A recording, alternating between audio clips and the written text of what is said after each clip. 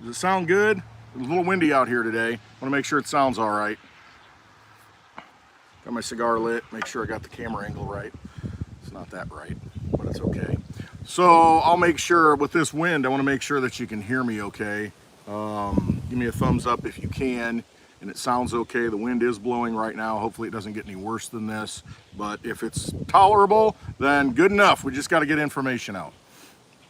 All right, so the title of the video that I put out here, Atomic Wallet Hacked. And if you've been, wow, it is getting windy. If you've been following Twitter at all this past few days, you've probably seen some chatter. I saw it on Telegram. I saw somebody send a message. I see it on Twitter. I look at the Atomic Wallet, their handle on Twitter. It's been over a day now that they put a post out where it might have been. I'll actually read it. Let's just take a look at the source. For those of you who don't know, the Atomic Wallet is a wallet that you can install on. There we go. You can install on a Mac, Windows laptop, PC, not just a laptop, but a Windows PC of any sort. Also, it has an iOS app and an Android app. It just means you can install it on iPhone if it's iOS, and then Android is all the other types of phones. So they've got different apps. And so with each one of these apps, with each one of these platforms that you install this wallet on, you know, the code's a little bit different. You're gonna have different developers. It's not all the same. You can't just, write it once and say, okay, release it to all the different platforms that are out there. No, that doesn't happen. Hey, JB, good to see you. So what happens is you've got all these different wallets that need to be developed for the various platforms, Windows, Mac, iOS, Android, all this stuff. You got to keep up on it. Things change because you've downloaded an app before and you try to use it and it's like, why does this thing not work? Well, then you got to upgrade your operating system. Well, then updates available, and a lot of us don't do automatic updates. So, all right, go update the phone, iOS, the operating system. Okay, now the app works. So sometimes it's out of whack. It needs this component in the operating system for this app to work. Or the app installs, but it doesn't work because it doesn't have the component it needs. So everything's got to be in sync, and things get out of sync, and that's a problem. All right, so the Atomic Wallet is a place, just like many other wallets, you can download it and install it on whatever device you have, and you can store your crypto. Basically, you can put your crypto in it. All these wallets they just maintain your private key, all right? And the crypto's always on the blockchain, always secured on the blockchain. So, Exodus Wallet, Atomic Wallet, Koinomi Wallet, a new one coming out, Secure Us Wallet, which I'm kind of looking at, and interesting. Maybe take a look at that when it comes out. I don't think it's released yet. Secure Us Wallet. Some good people developing that, so I'm looking forward to that. So, anyway, the Atomic Wallet. There's a lot of chatter on Twitter and, various places, Telegram, Discord. So, a day ago, Atomic Wallet on Twitter, they said, we have received reports of wallets being compromised. Atomic Wallets. We are doing all we can to investigate and analyze the situation. As we have more information, we will share it accordingly. For questions and concerns, contact, and it gives email address. Update 4 hours ago, the investigation is still ongoing in a joint effort with leading security companies. The team is working on possible attack vectors. Nothing yet confirmed. Support team is collecting victim addresses. So it sounds like something's happened. Reached out to major exchanges and blockchain analytics companies. Let me expand that. That's a longer one. To trace and block the stolen funds. For additional instructions to anyone impacted, only contact via support@atomicwallet.io. So a couple of things here. What you'll find on Twitter, if you go through the feed and the responses to that, you're going to see a lot of people out there saying, oh, DM me your transaction address, or DM me your address of the coins that were lost, or whatever it is. They're going to try and get you to interact in that feed. And that's why Atomic said, only interact with this email address. We're the only ones that, are handling this for Atomic Wallet. And so you're going to see people jump in, scammers start coming in because or there's smoke, and there's fire, there's, the honeypot somewhere. And so what they do, they come in and they start replying to you or replying to Atomic and say, oh, we'll find it for you, email us here or click here. You don't want to do that. unless you already know this is a trusted person, and I know a couple of them, people who will go and track down this stuff. I mean, they know how to analyze blockchain analytics, and they'll go out and do it. Unless you know that person and trust that person and know what they're all about, don't be responding to any of this stuff. I mean, it's gonna take you down. It's gonna get worse. So don't even do that. You'll end up, they'll remote into your computer or something. The next thing you know, they got all your stuff. So you don't even want to do that. Don't give people access to your computer ever. Don't use any remote tools. You know, just don't do it. Crypto, I mean, this is your money. It's your energy. Protect it as such. Be very careful. So that's the one thing. Don't reply to the scammers in these feeds, because you see them all over. And, you know, you'll pick it up if you keep reading through. Thing is, don't panic, okay? Because if it's stolen, it's stolen. There's nothing you can do at this point. You just got to reassess the situation, or assess the situation and say, all right, had some coins, they're not showing up in the wallet. What do I need to do? Because if you start panicking, you're probably going to make worse mistakes, and that's like everything in life. So you think, well, okay, maybe I got hosed. Maybe I got screwed. All right, take a deep breath and say, all right, is there a way out of this? And what do I need to do? What's been lost? You know, get the facts. Get the facts. All right, so personal facts, personal experience. I've used Atomic Wallet for several years. And I mean, to me, I like it and I don't like it. It's always been a little glitchy for me. I'll give you an example. There was some Zilliqa. Now you can stake it, and it's like 15% a year if you stake ZIL. So I like to try everything out. You know, I even tried out Celsius, and of course got out of it before the whole thing imploded because I didn't feel good about somebody holding my stuff. Don't like it, like to have it in my own possession. All right, so in the case of Atomic Wallet, I got a little ZIL. I'm like, you know what, I'll just go ahead and stake it. Try it out, see what it's like. Make 15% a year. I mean, think about it. You know, you get to a point where you got enough, you think, well, shoot, I can live off 15% a year if I've got my retirement in that, you know, and getting repeat. Okay, so let's not go there though. So I put a little in there just to try it out. And then I thought, okay, let's see what it's like to unstake it. And, you know, because if I want to take the coins out, what's the process? So I like to know ahead of time. All right. Somebody's doing that today. Just saying. It's not funny, but I mean, you got to laugh about it because it's too painful sometimes if you lose your stuff. I've lost crypto before on exchanges, and it just happens. All right, you learn, figure it out, assess the situation. So I tried it with ZIL on Atomic Wallet, and okay, to unstake it to where those ZIL are available again, it's like a 21-day period. So if you're thinking that, oh, okay, I want to unstake that. Oh, I'm pumped. I want to take it out, you know, and put it in Litecoin or something. All right, well, it's going to take you 21 days to unstake it. So it's kind of locked up in there for that 21-day period. And that's the network. That's the ZIL network. They don't want, you know, a lot of this hot trading. They want to make sure that it's the network stabilized, you know, so it doesn't, you know, if say the price does pump and everybody's like, oh, unstake it and sell it, you know, dump the price and make the market, you know, the whole ecosystem unstable. You know, there's reasons for that. That's why they build it in. However, I tried it, and that's what happens. Now, let's get to what happened with Atomic. When you can stake your ZIL and many other coins, even Theta, even I think Cardano, you can choose the staking pool. You know, there are different pools out there that you attach yourself to. It's like mining pools. You attach yourself to that pool and you get a reward based on, you know, a certain percentage. Some are a little bit higher than others. It varies. So with ZIL, you can go in and say, okay, I'm going to stake it with this, the Atomic Wallet pool or whatever pool that's available right there. Okay, so you choose one. Now what happened with me is, yes, I chose to stake it with a specific pool. And at some point I decided, you know what, I'm going to unstake this stuff. I go in to unstake it, the pool's not available in the list in the Atomic Wallet. So I'm like, oh great, I'm kind of in no man's land here. And then you also have to claim your rewards before you unstake it. So you kind of get into this web of, you know, just sort of eating your own tail kind of thing. But if that staking pool that you originally staked it to isn't available in the list, what do? Your ZIL's just like stuck out in limbo. And I've seen this happen with other coins too, to where you stake them to pools. Now, it's still there. However, you don't know how to access it through that app because it's not in the list.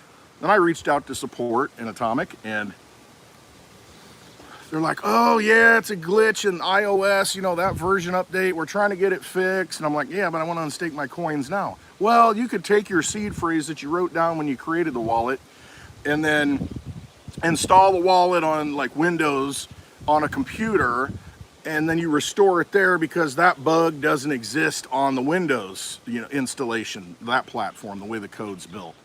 Like, oh, okay, that's a pain. Well, that's what I did, and it worked. The staking pools all showed up. Instead, there was like one on the mobile wallet. There's 4 or 5, what I'd seen originally when I staked it, on the Windows version of the same app or program.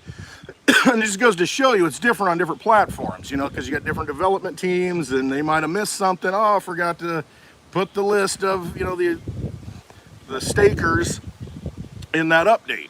Okay, but as a user, you're like, son of a, where's my coin? You know, it's gone. You know, and think about it. If you're like putting, like a lot of people did with Celsius, you're sticking all your funds in there thinking, man, I'm going to get 10% a year. I ain't got to work. All my retirement, I've taken it all out and shoved it in there, making 10% yield, man. And then it goes under and they rug pull you.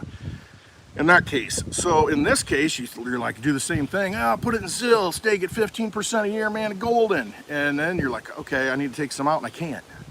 Oh crap, now what do I do? That yield doesn't look so good, does it? Well, it's because, you know, it could have been a glitch in the software update, and that's what it was in my case. And you know, I worked around it, and then they fixed it in a later update of the iOS for the phones. Anyway, they made it right, but pretty frustrating. You're thinking, hey man, I'm my own bank. You know, I got the seed phrase, I've got all my coins in my possession, or at least the private key. I'm good. Well, until you're not. And in this case, it was because of kind of a glitch in the software, because that's what they did. They didn't update something to where you could, you know, unvalidate or unstake the coins. Frustrating. Now, what happens if they just went bankrupt and stopped producing a wallet? Well, you're stuck with what you got. How do you get your coins out? Now, there may be a way if you know start certain this or that in the background, but I mean, you might not have a record of this address or transaction ID or all this stuff. And so what do? You're kind of hosed. And then you end up reaching out to a scammer that says, oh, I can help you. And yeah, anyway, so that's what happened in my case in the Atomic wallet. So now I see Atomic wallet's hacked. I'm getting all these messages, I've seen it on Twitter. Like, get your funds off, you know, some YouTubers coming out, get your funds off Atomic, you know, panicking. And I'm like, okay. So I go and look, and I'm like, all right, I got like several coins on there, you know, and I'm like, oh, great. Some of these are ERC20 tokens. When I have to pay gas to move each one of these off, that's great. So again, it makes me think, why don't I just put everything in Litecoin? I mean, why did I mess around with this stuff in 2017 and buy all these ERC20 tokens? It takes all this Ethereum to move it. Now I got them scattered all over the place. They ain't even worth moving. In a lot of cases, that is true. It's like, oh, okay, I got $10 worth of this. It's going to cost me $7 to move it. Yesterday it was like average of $3 for an Ethereum transaction. So I'm like, so you eat 30% on $10, whatever. But I, you know, for safety, I'm like, yeah, I should probably move what I've got off of the Atomic wallet, put it somewhere else. Okay. That's what I started to do. Then I realized, and I looked into more of the responses to what was going on, I realized that, holy crap, I had a little bit of Cardano on there. You know, and it's not a lot, just a little bit, but it wasn't showing up. It wasn't showing up on my Atomic wallet, and I saw a lot of people in the thread saying, man, my Cardano's gone. It's just gone. No transactions, nothing, no history, gone out of the Atomic wallet. I'm like, okay, because of my experience with how Atomic has worked, I started looking. And I said, all right, this is on my iOS app. I don't see Cardano on there. All right, so I thought, all right, let's go back and install it on Windows again. Use the seed phrase. Boom, install it. Got the Atomic wallet up and running. Cardano shows up. I'm like, okay, so it's another one of those glitches to where it probably doesn't, it's not scanning the blockchain properly. It could have come with an update. I might have updated it this week, actually, and somebody else said once I got the update, it effed it up and I lost my stuff. So in this case, now it may be the case that some of the stuff got hacked out of Atomic. I don't know. And in my thinking is, how would it get hacked if it's on your own, you know, device and you've got the seed phrase to open it up? They would have to know that private key phrase, you know, those seed phrases in order to send it. So in this case, it wasn't hacked in my case because the Cardano was there. I went to the Windows installation of it.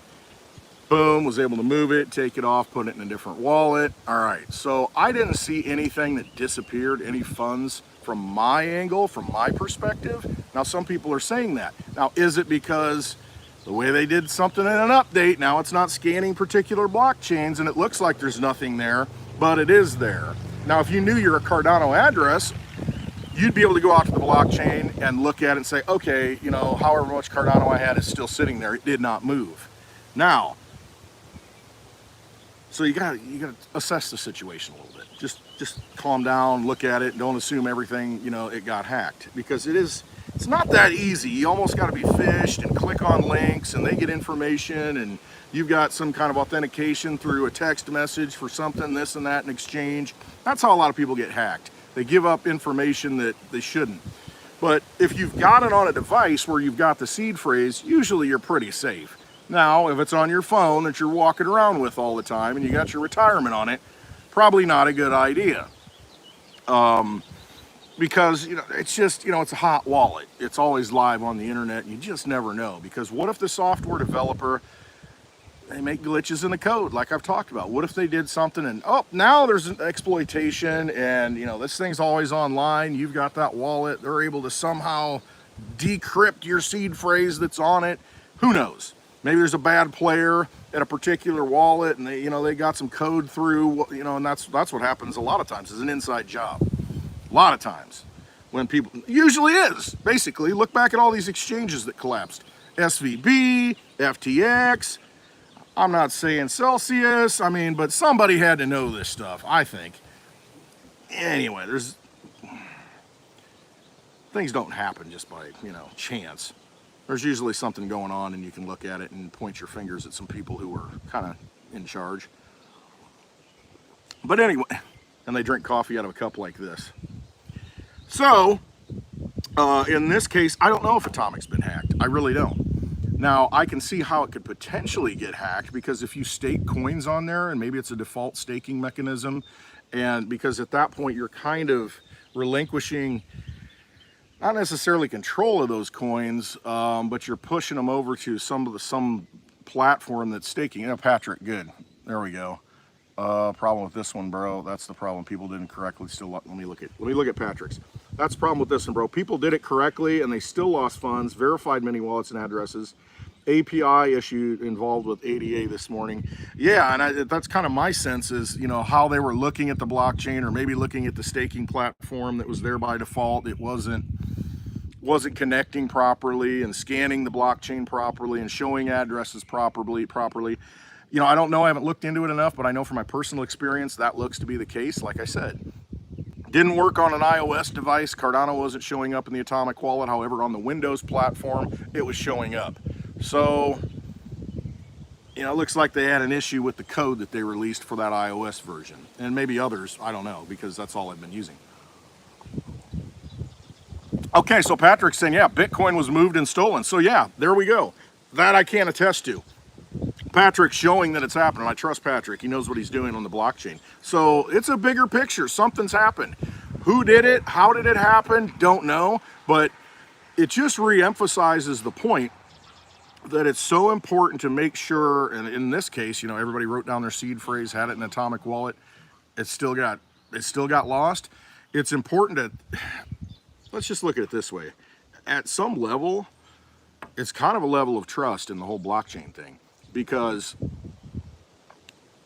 you're trusting an app to be doing things the right way. You're trusting a wallet, even hardware wallets. You look at what's happened with Ledger, to where they were going to roll out this new feature, and oh, we'll be able to back it up, or, you know, and multi-signatures, and, you know, and so, but then, hey, if a government comes and, you know, subpoenas the information, we're going to give it over. So, okay, whoa. So you're saying now I don't have it in my possession? Well, no, kind of not. You know, is it secure? So what is the most secure way to do things? Because that's a hardware wallet that people have talked about forever. Hey, get it in a hardware wallet. It's offline. Hey, you're good to go. Kind of scary. I wonder if this is part of a bigger narrative, though, to where, because this is kind of what I saw in the big picture thing. I don't know if this applies to it, but if it's a bigger narrative to where we want people who are into crypto or thinking of getting into crypto not to trust that their coins are going to be safe if they get into crypto. Therefore, we need to have trusted custodians, authorized, backed up, kind of FDIC kind of deal. You know, hey, this is a verified crypto bank authorized by the Treasury, and you can be safe that it's all there, it's all secure, and you can buy your crypto directly, but you got to use the CBDC, and you only get to use as much as we say you can get. Maybe that's the push, to scare people enough that they don't want to be their own bank. And because this is scary. I mean, it's a scary thing. You've got a wallet that you think is, hey, I wrote down my seed phrase, I've got it. And now it's gone. You've lost coins. Scary thing. So an offline wallet, I think, is probably, listen, I'm not promoting anything. I know I've used the EliPal wallet, and one of the features I like about that is it's completely air gapped and offline. You can't, it's like, see, I never did get into using a Ledger or a Trezor just because you got to plug it into a computer. I don't know what that code is running. I mean, I think Trezor's open source now, but I can't read code. I mean, I can, but I can't, not enough to know any better. But since it's open source, the community of developers can look at it and call it out for what it is. Ledger, I think, was closed source to where you didn't know. So you're completely trusting that company, foreign company, I think. And you're trusting them that they're going to write good code that's not going to backdoor you in any way. And I get it. It's like, hey, why would we do that? That destroys our business model. But I mean, all it takes is one time, one bad play, one bad actor, and then what? So it's kind of a scary world. Kind of is wild, wild west. We'll see how it develops. But I like to use the EliPal wallet because it's air gap to where if you want to, you've got your software wallet to where you can see, and hey, okay, I got all my coins here. And if you want to send them, it's like, okay, send Litecoin to this address. Okay, fine. Put a password in if you got a password set, but you also have to have the physical device, which is offline, that scans back and forth QR codes, and that's how it communicates, to where I'm not plugging that hardware device into something, into a computer, it could be running some kind of malicious code and access it. No, it's air gapped to where it goes, it's just not plugged in. And so I like that method. Another thing I've looked at, maybe shoot holes in this, but if you've got an old phone, a tablet, something without a SIM card, if it's an old phone, take the SIM card out so there's no way it can communicate to the cell tower. Wipe the thing, create it, reset it from scratch, put nothing on it except maybe a one wallet that you like. And so that, whatever it may be, Coinomi, Exodus, whatever wallet it is, you can install that wallet on there. And in fact, because the only reason you'd install it on there is to generate the keys. And I mean, if you really wanted to, you could generate the keys yourself because it's a list, it's BIP39 protocol. You've got a list of 2,048 words, and it's a pool of words, and they're pulled randomly out when these wallets generate the, seed phrase. You could do it yourself and just pick a random word on the list. EliPal makes a little cube, which is kind of cool, and it'll randomly generate 12, 18, or 24 word seed phrases from that pool of words, to where it's just a completely random thing. You'll just say, hey, generate 12, and it'll, boom, just pull, a random list out of there. And that's completely offline. Then you take those words, and when you download a wallet onto this new wiped phone, you can create or import a wallet rather than creating a new one. So that process of creating those seed words has been done offline completely. It's not done within the wallet. And you can put it in there and restore a wallet, put those words in there, it'll create it. At that point, you've got your coins, like say you just want to put Litecoin in my retirement. All right, that's what I'm going to do. I want to have, this is my retirement fund. So you've got a Litecoin QR code, a Litecoin address, and that phone can be offline forever. It doesn't need to be online. I should have muted these devices. It doesn't need to be online, and you can always deposit funds to it. It's just like a paper wallet almost, because it's not online, and the only thing it's good for at that point is receiving coins. And yeah, until you bring it online, it's not going to scan. You might have put 3 Litecoin in there, but it's going to show 0 until you bring it online and it scans the blockchain. But you don't even need to do that, because you can, if you know that address, you can go out to the blockchain with a separate device, look at it and say, hey, I see the 3 coins in there.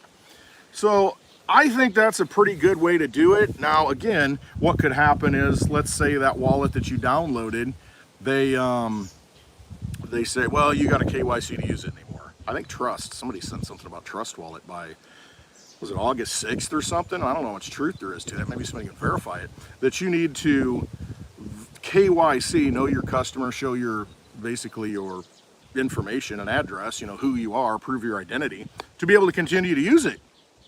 Now, I can see governments starting to do that and wanting to do that, to where, hey, all you companies that make wallets, you're all gonna have to KYC your customers because we're regulating all this now.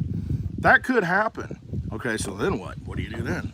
I mean, there's always, you can download core wallets, you know, from the developers that develop on the blockchain. I mean, there's ways around it, but I think that wallet will still, and the thing is, you still got your seed phrase. So the coins are there, you just need to find a method to move it. And the harder they squeeze, the more we squeeze through their fingers, kind of thing. So somebody's going to develop a wallet that you can use. And I don't worry about that, because I think technology, they're going to be behind technology, government, and they're going to, anyway. But it is a concern.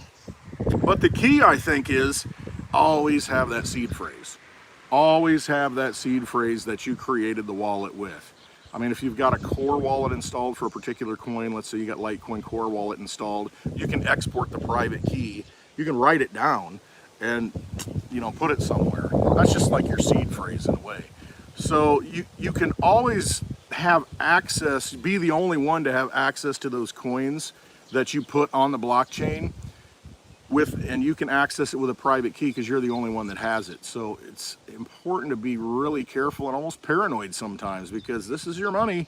And as you can see, sounds like people lost their money, you know, in the past couple of days.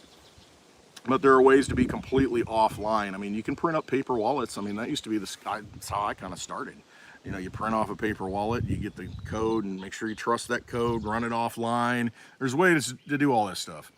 I think I got a few links to do it. Ken Bozak made a video on it early on in his crypto deal, life cycle, I guess you could say. I posted it on my website, clintwestwood.net.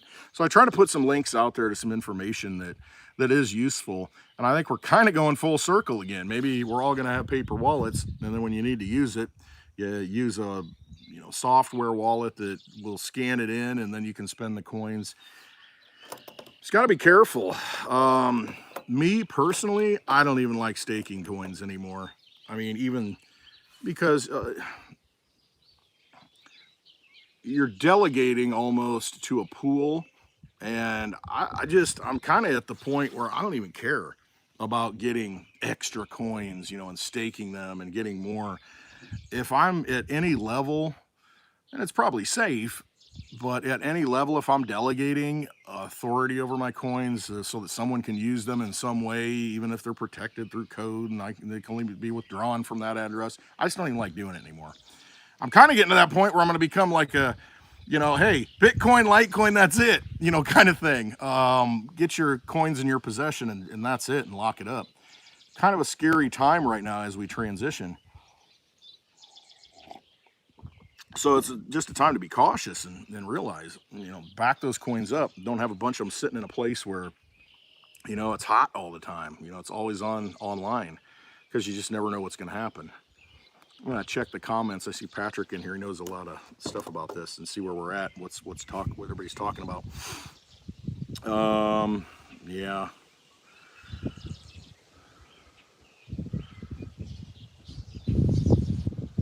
Sorry for the dead air if you're not watching live. Yeah, exactly. You know, some people are saying, glad I moved them off. If your funds were staked, watch the block height and remove immediately. Your wallets and funds are at risk. Best way to reduce risk, yep, be your own, yep, create your own paper vaults, right, Patrick? Paper wallets. It was a scam. Thanks, Patrick. Trust is non-KYC. Yeah, you know, and that's the thing. I don't know how that would happen, because that's, you know, when you open these wallets up, how can it be KYC? How can they demand that it's KYC when you're kind of creating it with the seed phrase?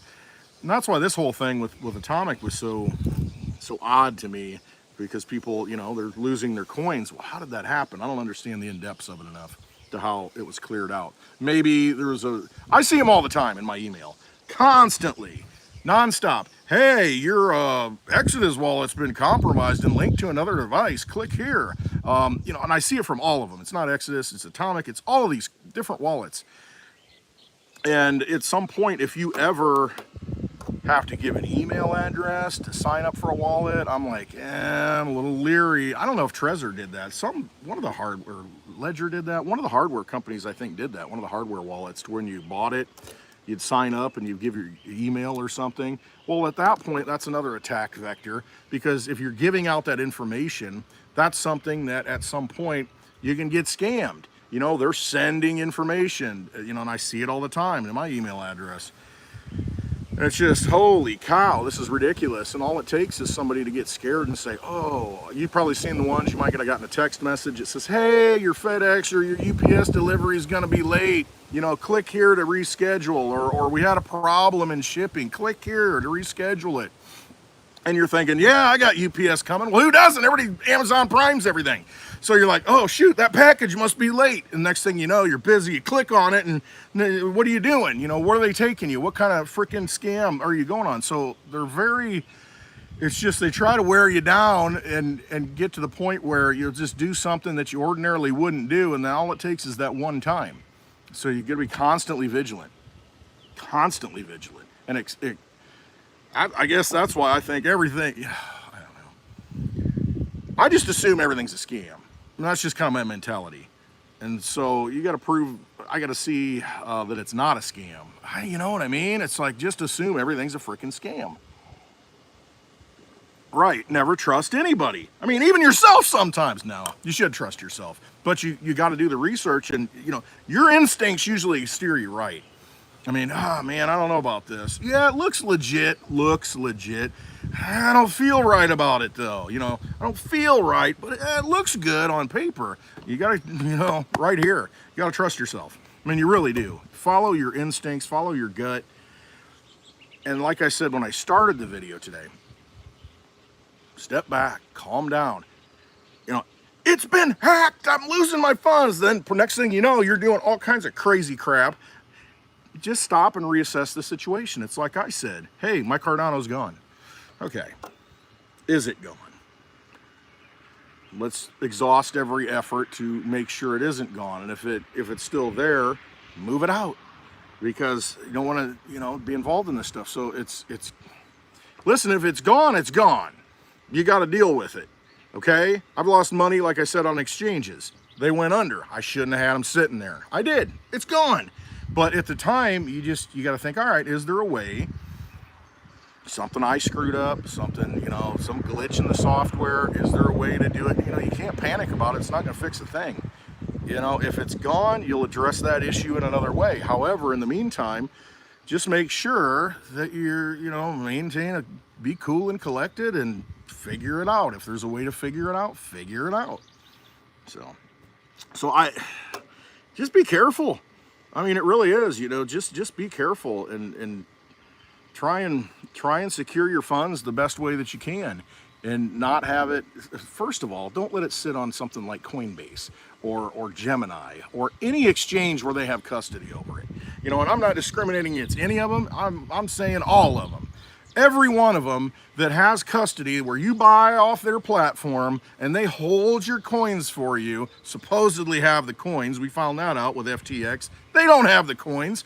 Litecoin, they were shorting the heck out of that, it looks like, to where they just had unlimited in the, on the computer screen. They could just, short until somebody withdraws it. And see, that's the only way to check these people. You got to call them out by removing the coins. And somebody was saying, I see on Twitter, again, I don't know how true it is, but Coinbase, a lot of people are complaining, there are delays in Litecoin being withdrawn this weekend. So what's that mean? Why would there be a delay if you've got the coins? I mean, is it because your technology's messed up, the withdrawal method's messed up? I mean, what's the problem? But to me, that's a problem. If I'm buying it and I can't get it out, I don't care what the problem is. I don't want it. I want it out. And so if you leave it sitting in there thinking, being lured in, I see we'll pay you 1% to leave it in there. Celsius did all this. Hey, we'll give you 3%. Let your Litecoin sit in there. Hey, we'll give you 5.5%. Let your Bitcoin sit in here. Get USDC, we'll give you 10+%. I mean, that didn't work out too well. Now you got nothing. They took it all. Now people are fighting. I don't know how much I'm going to get back. I might get 30% back. And it's just, man, get it in your possession. Have it and don't give it over. It's like leaving your money in the dang bank. You leave your money in the bank, next thing you know, you can't make a withdrawal. Why not? Well, got to shut it down for this or that reason. And you can't even withdraw it if you have it in there. I mean, you got over 10 grand sitting in the bank. Good luck taking that out in cash in one chunk. Good luck.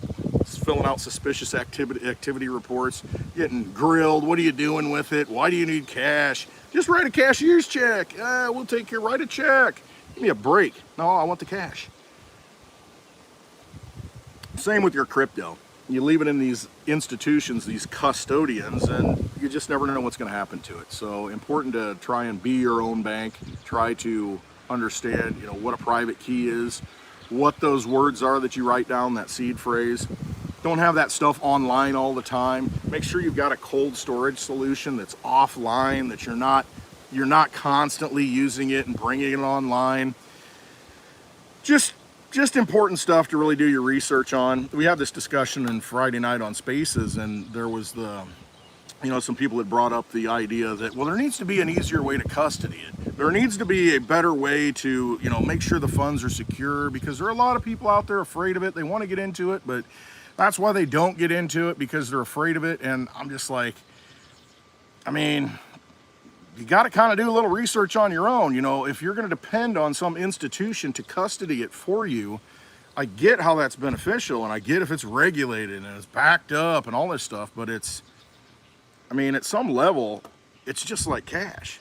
Or silver, for even a better example. You're going to have somebody hold your silver, or are you going to take possession of it? It's basically what it comes down to with crypto. You're going to have somebody hold it for you, and you don't know how to get it when you need to get it, and I have no idea how to move it. You got to call somebody, hey, can you put that silver in the truck and bring it over? It's like, the reason why you have silver is for like the worst case scenario. So if the worst case scenario happens, everything starts falling apart and money systems lock up, the economic system starts crashing, do you think those people are going to deliver it in a truck to you? No, it's going to disappear. It's going to go somewhere else. So you better have it in your possession. And even if they are honest people and they're going to deliver it in the truck, somebody's going to know it's in the truck. And they're going to take the truck off the road. It fell off the truck. I don't know what happened to it. That's the kind of thing, though. You got to take possession of your stuff. It's no different than the current economic system. It takes a little bit of work, takes some effort to exit.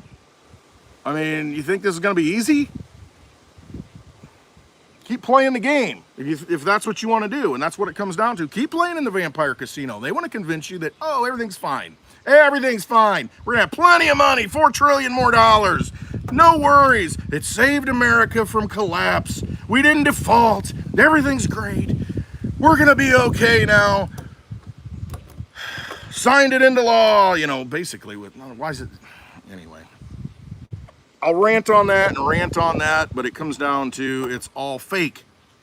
So keep participating in the fake system, keep participating in the illusion, or learn how to take some, not even risk, learn how to secure your funds, learn how to get them in your possession, and do it safely. Because what's your alternative? You're gonna get vampired. Like you've done your whole life, and your parents have been vampired their whole lives, and back and back for history, but especially since 1913. So screw that. I don't want that. I'll take the risks. Because at least if I have it in my own possession, it's my fault.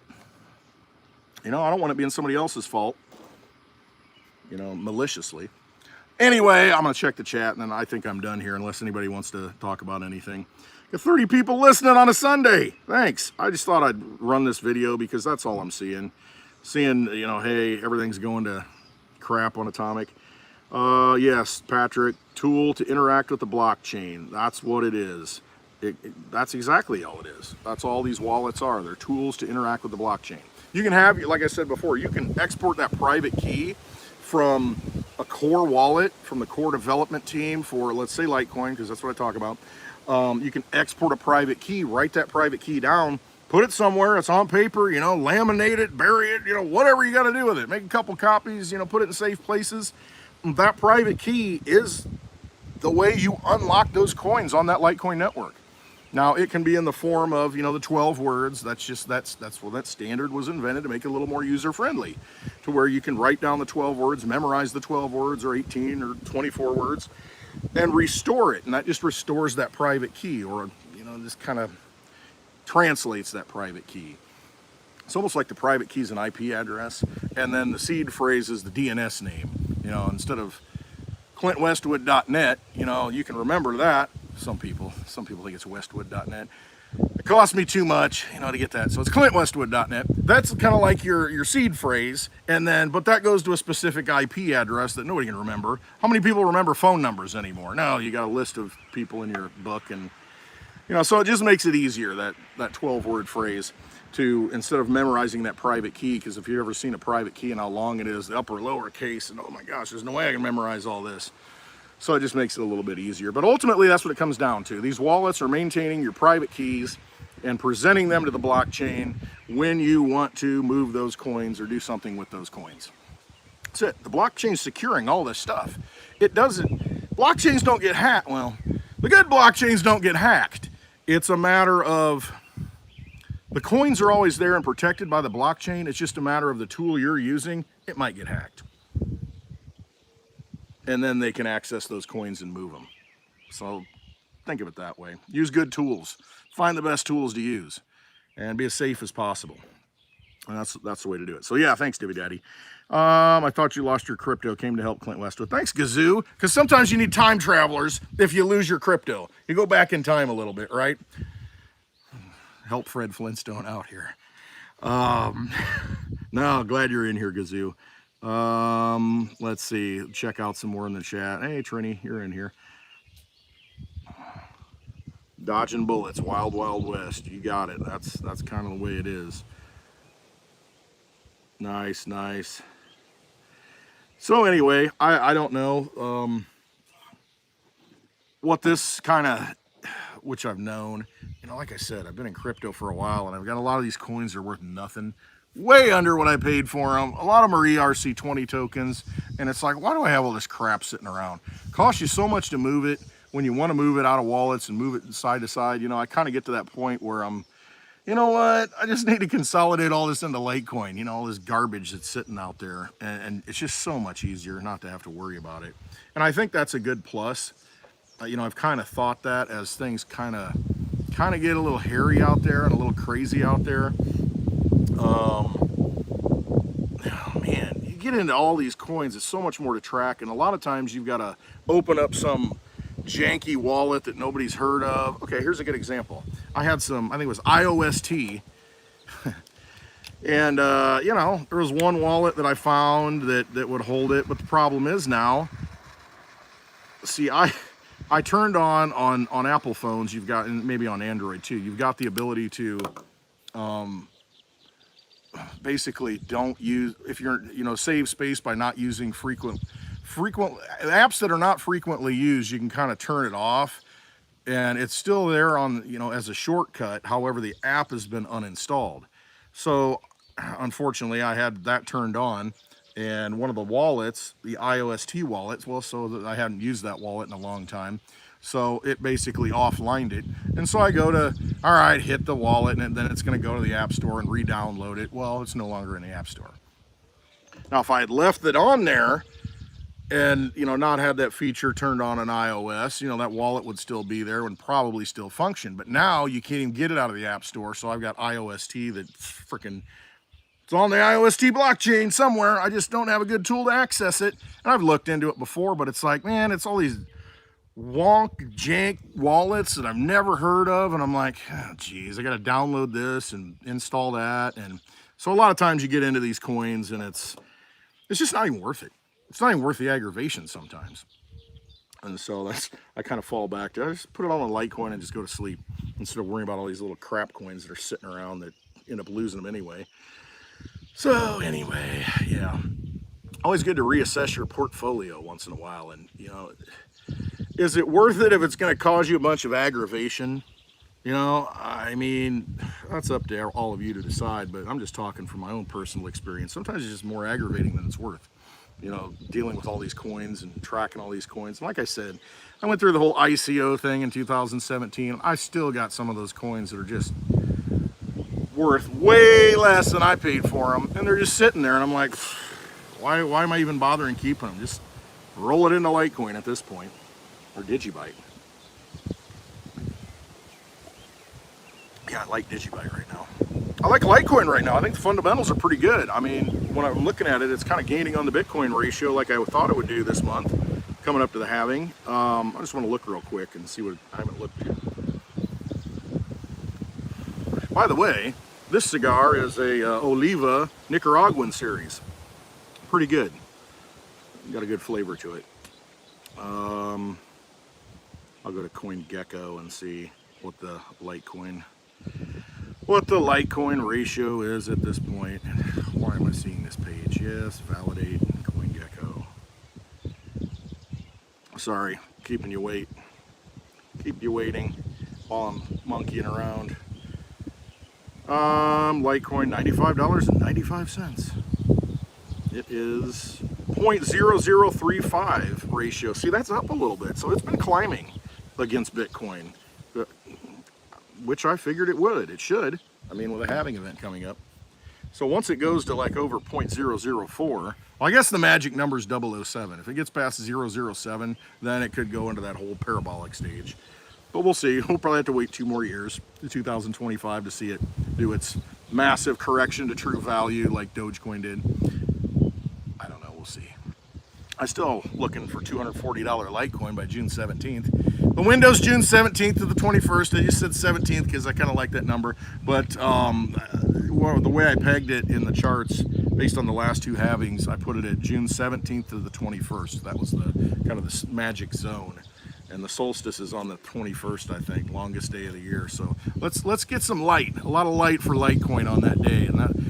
And June 23rd, we're having our meetup in Peoria, Illinois. So you're right there in the middle of it. That would be a wonderful summer kickoff, I think, to see something like that happen. But you can get you some Litecoin. Free. Download a wallet. Write down the seed phrase. And I should bring that LEPAL generator, and we'll try that out to where you can generate them offline and download the wallet and import that seed phrase so that the wallet's not even generating it, and kind of go through that step, because that's an interesting step to try. But you'll have the keys. I got little cards. You can write down your seed phrase on it. Download the wallet. They'll send you Litecoin. You'll see how easy it is to take possession of that money and have it in your, in your own control. And that's why I like these meetups. So June 23rd in Peoria, Illinois, Peoria Pizza Works. Go to clintwestwood.net and you will see all the details. But you got to click the header at the top that says the happy hour tour, and then you'll see the Love Litecoin seed phrase extraction video. Okay. Yeah. You know what I'd like to see? Yeah, Wendell. I know I like Redcoin. I've been at it. Don't look at the dollar price of Redcoin. I like it because of it's a fork of Litecoin, 1 minute blocks. Anyway, you can run the core wallet on your computer. It used to be mined out, and now it's just staked. But I kind of like it because it's a good peer-to-peer transaction network, and you're validating transactions not at a master node level, but at an individual node level. So I kind of like Redcoin, but I bring that up because their code in, I think, their last release of their core wallet, it allows you to back up the seed phrase, I think, to where you can write down the seed phrase for the core wallet. I would like to see that in Litecoin, because I don't think you can do that on that core wallet, but that would be kind of cool to be able to do that, because it would make it more usable and more user-friendly. Because right now, I think you've got to back up that wallet.dat file. We're going old school here, if you're not familiar with it. But you got to back up the file, the digital file, or export the private key and write it down. But, that's how people lose their coins. I mean, in the past, that wallet.dat file, you didn't back it up right, or you put it somewhere, Your hard drive got wiped and it was on the hard drive. You didn't export it off to like a thumb drive or something and put it some, you know, I would like to see it to where you can back up that seed phrase, you know, from that core wallet. That would be much better, to where I think it would be much more user friendly. But right now, even with that, the Litecoin core wallet is a lot of people, you have to use that for Mimblewimble to have a Mimblewimble transaction where you have privacy in Litecoin. And to be, man, that would probably bring in more adoption of it.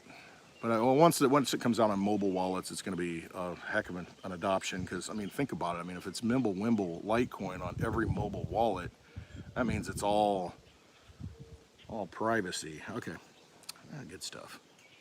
Look at the comments. Jay Snip and Redcoin. Yeah, exactly. Yeah, what was the dude's name? Crypto Dragon or something? Yeah, Gazoo. What was it? Holy cow, I can't even remember. I think it was Crypto Dragon. He was predicting Redcoin's going to go to like $1 or something. Now it's like, oh my god, like 4 zeros and a 1. No, I get it. I do like the way it's set up though, technologically. I think about if you've got massive regulation coming down and clamping down on exchanges and wallets. And if you want to, I think it's a great way to transact peer-to-peer. If you just want to send value back and forth to people and you want to create your own ecosystem, it's kind of a cool way to do it, because all you need is that core wallet on your laptop or whatever it may be, and you can send it back and forth, and then the users who are running that wallet actually benefit from all the transaction fees. It kind of makes it pretty decentralized, I think, rather than masternoding it. So I kind of like that concept of it. You know, if people were to get into crypto and cheaply, I mean, you know, you can get a lot of Redcoin. Not that it matters. It's just the ability to send it is kind of what matters. You know, the messaging system, the data movement system of it at a decentralized, highly decentralized way. Because you don't need a lot of mining equipment or anything at this point. It's already been mined out, and now it's just proof of stake. And I know the whole thing with proof of stake. It's just the idea that you've got some coin that you can use in a very highly decentralized way, minimal costs. So, and it's been around for a long time. So anyway, not promoting it, I'm just saying, you know, just my experience with it. It's kind of fun to learn about crypto with it. Anyway, yeah, $1, I think it was. It's going to $1. Oh God, I wish it would. Oh, but anyway, but the problem is you're not going to be able to, it's not liquid enough. It's got to be, it's in its own ecosystem now. You don't have the liquidity to where you can, you know, exchanges and all that stuff. So, but exchanges might go away and you only have what you have. So, what else do we got? LTC, maybe the Light wallet will be the safest. I mean, very possibly. I mean, you got to look at the players. There is a level of trust, the people developing these wallets. Because ultimately you want to have open sourced code in wallets. I think that's a big thing. You know, these software wallets, you want to make sure they're open source so people can audit it and look at it. You want to look at who's developing it. Is it like somebody affiliated with a foundation for a coin and you trust the players? That's important too, because there's credibility levels there. There's just a lot of things, you know, there's trust involved in all of it. I mean, it really is. Unfortunately, at every level, there is a little bit of trust involved, that the people writing the code for the tools are trustworthy. And that's why it's important, I think, to have open source, you know, open source code. And then you go and look at like core wallets that are put out for the coin itself. Those are open source. They can be completely audited. You got people looking at it saying, hey, there's something wrong with this. There's a bug there, that, and then you can get it fixed. That's probably the most important thing. But you look at the alternative. Look at the dollar, or I should say the Federal Reserve note. Not really open source there, is it? We don't know how many trillions are really out there, how many trillions have been stolen. All we know is on the surface that, well, we're going to allow 4 trillion extra to come into the existence in the next year and a half. So you weigh the costs, the benefits of everything, and in the big picture, to me, it's just, I mean, that system's dead. So we got to look for a new way. We got to look for a different way to do things, to transfer our energy and hold our energy. Because that battery, it leaks every time, every year. It leaks harder and harder, and we just get robbed. So you can't save that battery and expect to have it have the same value or energy level in a year, 6 months. Yeah, true that. All right, I think I'll wrap this up unless anybody's got any questions here. Yeah, Digibyte Core Wallet, same seed phrase versus a DAT. Yeah, that'd be cool. Yeah, I mean, I could see that. You know, everybody might be running a Core Wallet. I mean, it might get to that point.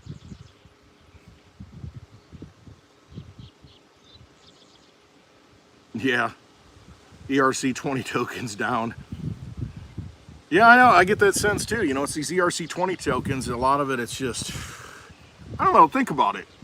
I mean, I came into this in 2017. There are all these, oh yeah, absolutely. Thanks for, I am. Thanks for being here.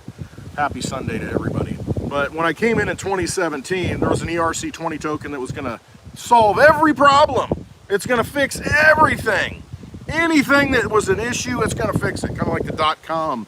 You know, hey, this site, that site, pets.com, you know, this is going to, you know, you got all this technology, it's going to fix every little niche problem.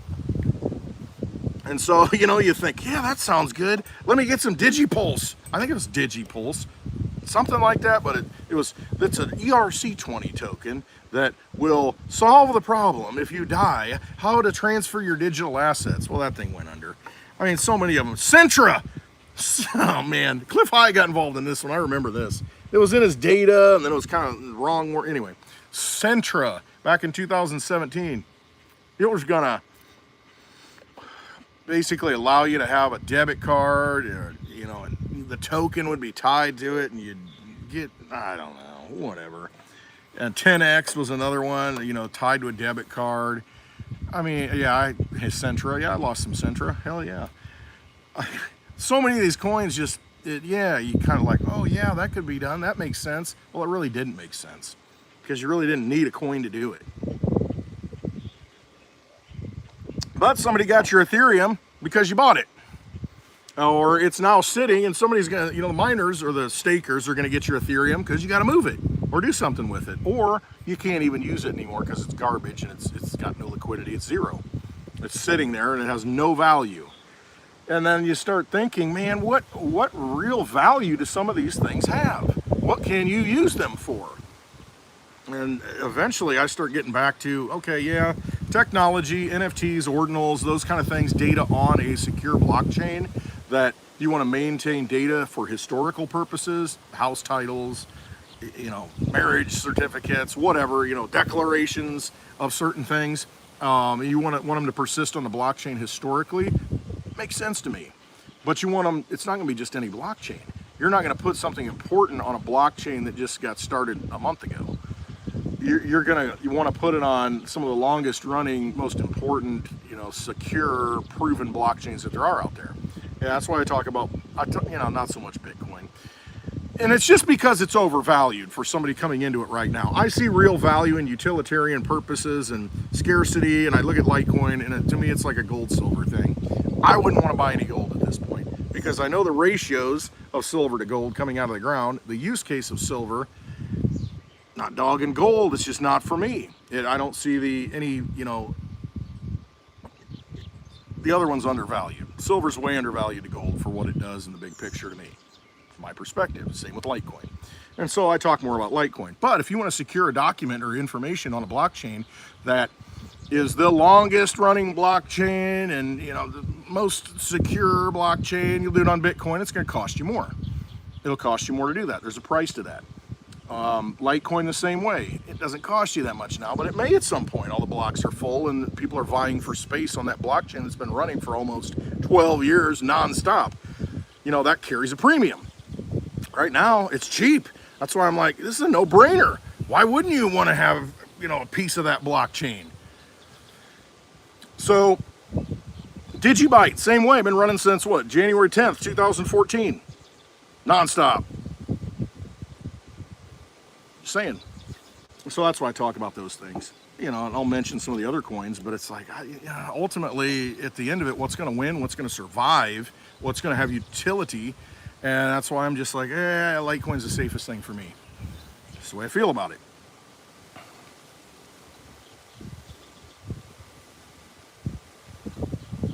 atomic wallet, delisted ADA, can't find it, took my ADA out. Okay, well that's cool, you got your ADA out. We talked that, watch the beginning of the video, Robert, because it may still be there. It's just that it might not be on the particular atomic software application that you've got installed. Just like iOS, it might be on an Apple phone, it might not be showing up, but if you install the atomic wallet using that seed phrase that you originally used, you know, when you open your wallet, if you install it on another platform like Windows, it might show up. So in that particular case, I think it might be a scan issue. Like I think Dibby Daddy said, an API issue to the Cardano blockchain. It's still there, it's just you can't access it with that particular installation of Atomic. You got to install Windows version of Atomic and restore your wallet with that seed phrase, and then you'll see it, and then move it. So yeah, I'm glad you got it out of there. Oh, that's the ratio, 11,650 to 1, Daddy-O. That's, yeah, you get 11,650 digibyte for one Litecoin right now. Man, it's getting windy. Universe is saying wrap this up. Yeah, when it goes over 12,000, I'm looking at it like, wow, because the natural, I shouldn't say that, the programmatic ratio is 250 to 1 digibyte to Litecoin. Doesn't mean that that's what it's going to be, though. You got to look at historical ratios, and right now, when it's hitting 12,001 digibyte to 1 Litecoin, that's pretty, getting kind of out of whack. You know, it'll revert at some point. Now it can overshoot. If Litecoin gets stupid here in this month, you know, pre-halving, pump stuff, I mean, it could definitely shoot up higher. 15,000 to 1 or something. 20,000 to 1. That could happen. You know, but those are things to watch too. If you're into those ratios, there's something to follow. There is something to that. Same with Bitcoin to Litecoin ratios. You can see, and I talked about it earlier, you can see that the Litecoin ratio, it's tightening up against Bitcoin right now. Slowly, but slowly then suddenly. That's how things work in Litecoin. Very slowly, very, very slowly, and then suddenly. All that energy just pops. And if you look at the charts on Litecoin, that's what happens. Just slow and then boom. So probably wouldn't want to be out of it in a time like this. Just saying. All right, 15,000's a max, probably. Yeah, I mean, it'll correct. Sure, Robert, no problem, man. Exodus quit supporting Windows 7. Yeah, see, those are the things. These your operating systems get updated, and you just never know. Just never know. We see the Westwood pump this month. We should see 15,000. Yeah, you know, maybe we'll see that Westwood pump that I called for $240 Litecoin in the next couple of weeks, 3 weeks. That ratio might get out of whack. Too windy. Can't keep this thing lit either. I tell you. Can't smoke the cigar while I'm talking, I guess. All right, hey, I just wanted to shout out a little bit. Hope y'all want to have a wonderful Sunday. I wanted to talk a little bit to the Atomic situation, and go back and rewatch the video if you came in late. And I kind of talked about that in my experience with the Atomic wallet.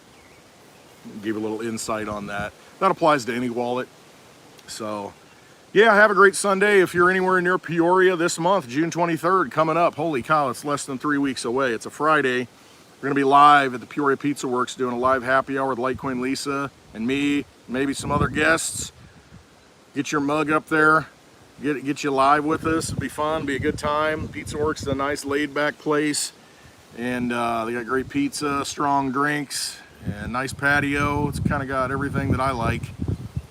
And so we'll be live at 4 p.m. Central Time to 5, a little after, maybe p.m. Central Time, but everybody will start getting there at 3 o'clock. We'll kind of start the meetup then. We'll go live at 4 and have some drinks along the way like I always do on happy hour, and then after that we're just going to hang out and we're going to meet everybody, and we're all going to we're going to talk about crypto freedom, whatever you want to talk about, and just talk about humanity, being free, and not being a part of you know, a slave system, and how do we exit that?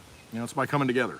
You know, it's about getting together and sharing our ideals rather than being fed vampire ideals from a vampire media and a vampire system, because that's all it is.